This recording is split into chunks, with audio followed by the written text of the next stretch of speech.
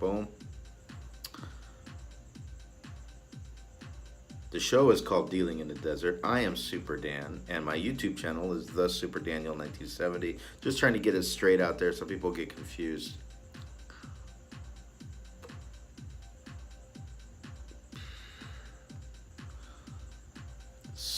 Smoke is super smooth, by the way. Did I mention that? It's smooth. It's kind of creamy. Getting that kind of cheese undertone with the molasses. I still have the taste, but sometimes it pops me with a little bit of pepper. Sometimes it pops me with some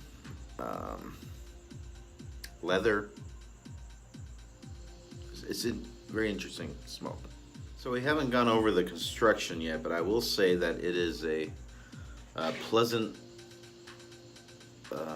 darker brown wrapper with visible veins and seams, not unwrapping at all. It's very good, very solid construction. Not hard like a rock and not squishy like a sponge. It is that perfect kind of texture where you feel a little bit of the squishiness, but it's not very, very firm. The draw is perfect, not too loose, not too tight. Has a great draw to it. Ash was holding very well, but it just fell. But the ash was solid, holding very well. So construction is gonna get a very high score. The taste is gonna get a very high score. There's just no doubt about it. This is gonna be it's gonna be an up there cigar. And I don't know when I'm gonna have another one of these. I don't even know if you can find them, because apparently in the reviews it's tough to find. But I tell you something, if I ever find this in a cigar store, I'm gonna pick up a few. Darn Skippy.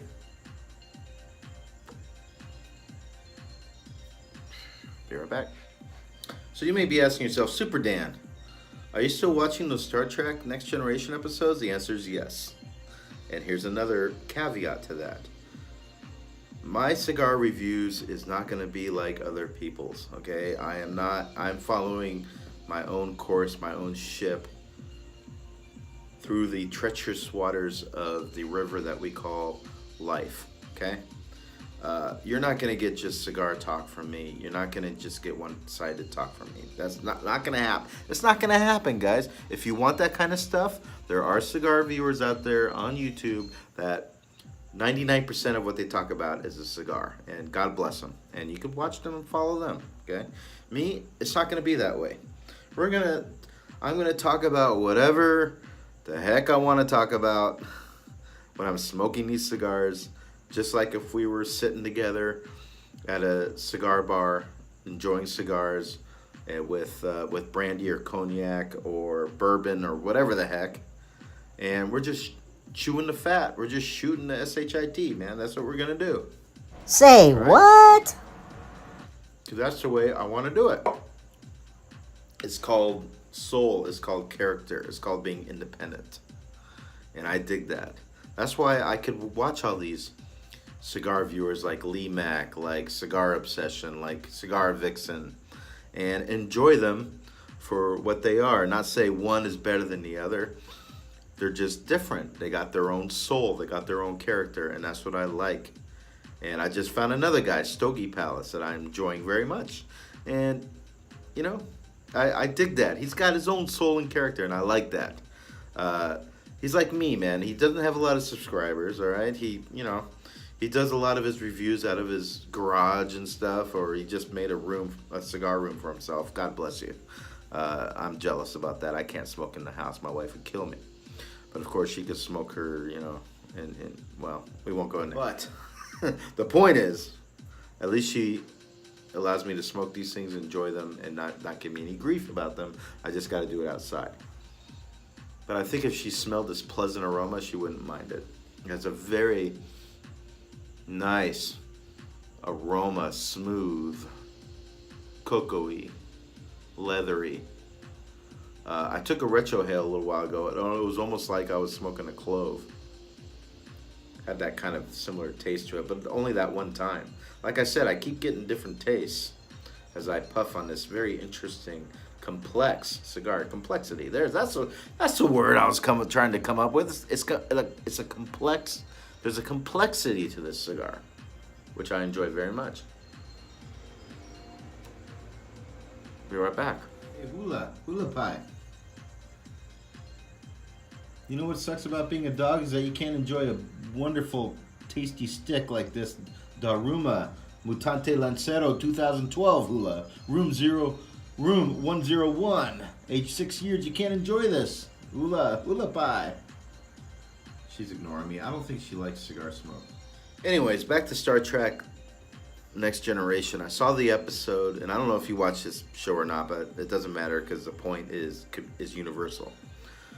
It was, I think, one of the best episodes I saw so far, at least the most interesting, because it talked about Lieutenant Commander Data, not Data.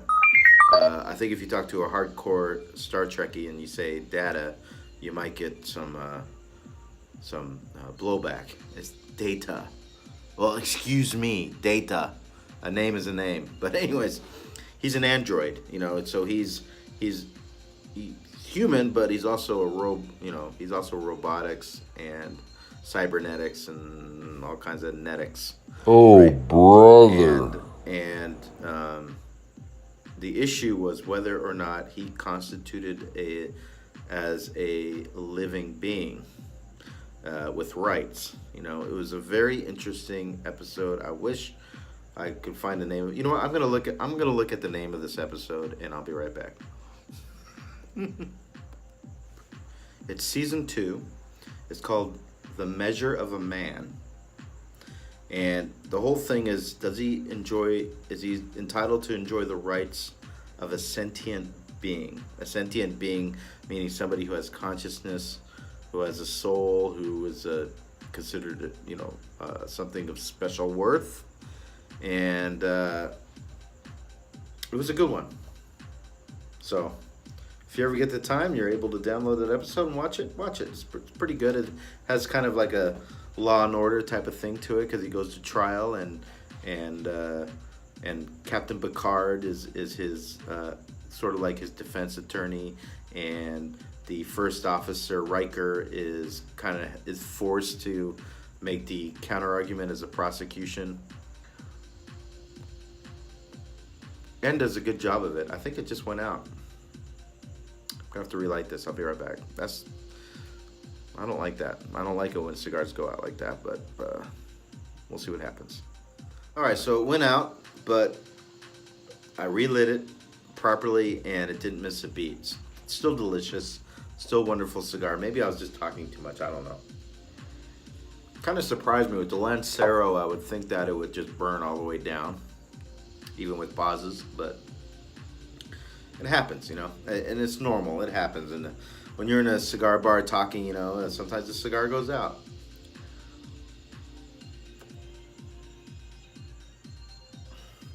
So good. But don't dig too much into the cigar if it goes out. It's natural. It happens. Just go through the proper process of relighting it, which is blowing out, not in, out, with a good hard blow. Get rid of the ash with your fingers, and just go through the normal process of lighting it like you're lighting it for the first time. It should do all right.